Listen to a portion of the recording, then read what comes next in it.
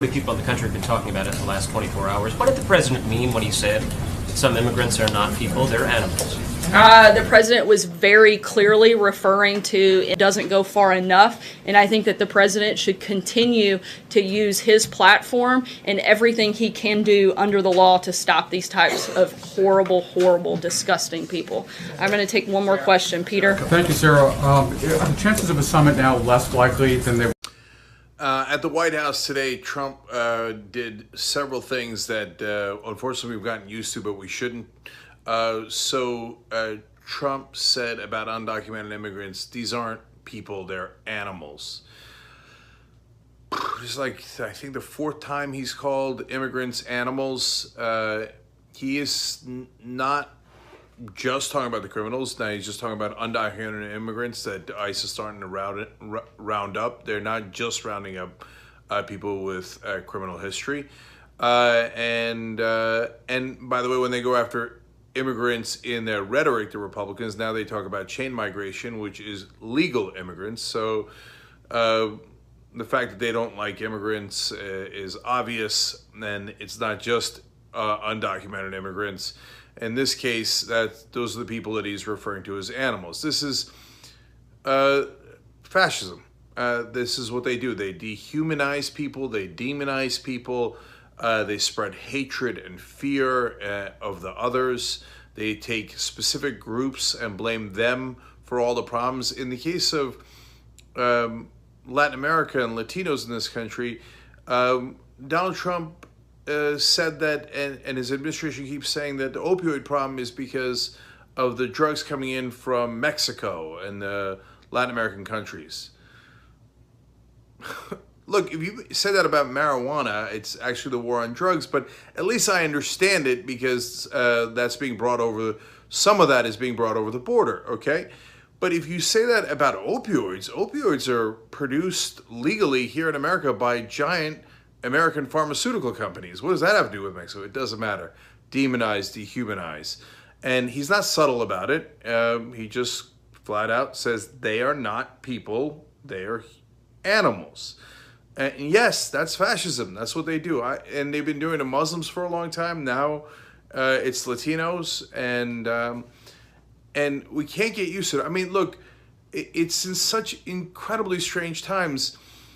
Imagine if before the madness began, under Obama, if Obama had said about a group of white people that he didn't like, they're not people, they're animals. If he said that about white people, if Obama said that. First of all, it would have been terribly wrong. It would have been just as wrong as Trump saying this. But of course he wouldn't have said that because he's not a monster like Trump is. Obama had 1,000 problems, but his certainly wasn't among them. And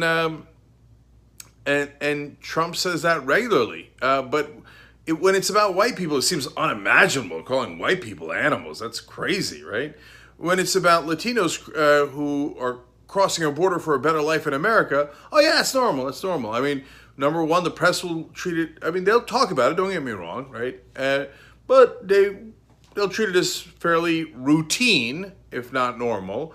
And a lot of the right wing will celebrate it and go, what do you mean? Of course they are. Oh, you liberals, you don't call things as they are. They're animals. We're great. They're the worst. Muslims are irredeemable. Latinos now are irredeemable. All the others, they're the source of our problems. Not the people who rig the system are not the powerful. They're the powerless. And they're not even people, they're animals. So when we do terrible things to them, lock them up, break up their families, and do more unspeakable things, hey, we just are about to put in a CIA director known for torturing people. So when we do those things, it's okay because they're not really people, they're animals. And by the way, he also said that the mayor of Oakland should be brought up on obstruction of justice charges because she explained that ICE was coming in and she warned her citizens about basically their Gestapo tactics. And so Trump's saying basically you disagreed with me politically, so he literally directed his attorney general to start an investigation on her. In other words, lock her up. Now, I told you these fascists would start to lock up their political opponents. If they can, if we allow it, if we normalize it. And here his excuse is, well, what do you mean? We couldn't arrest as many undocumented immigrants as we want to because she made that message. Now, the head of ICE in San Francisco quit when the Trump administration put that message out because he's like, that's not true. It's not factual. It did not affect the arrests in the way that the Trump administration is claiming. But it doesn't have to be true. It just has to be a fig leaf, enough for the right wing to go, oh yeah, we knew it. They're animals. We should have gotten all those animals and rounded them up because they're a problem, they're a virus, etc. This is exactly the type of language that monsters have used throughout history, whether it was the Nazis, it was the colonialists, the conquistadors, they're savages, etc. And the list goes on.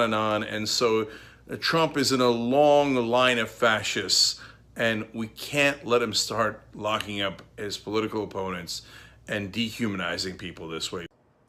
Well, it turns out that one of the most potent symbols of American freedom began life as a Muslim woman. That's according to researchers who say that the Statue of Liberty was originally intended to represent an Egyptian peasant. The sculptor, Frederic Auguste Barthold of France, planned for his work to guard the entrance to the Suez Canal. But when he was unable to sell his idea to Egypt, Bartholdi journeyed to America with his drawings of a Muslim woman in Arab peasant garb and transformed her into a Roman goddess of liberty.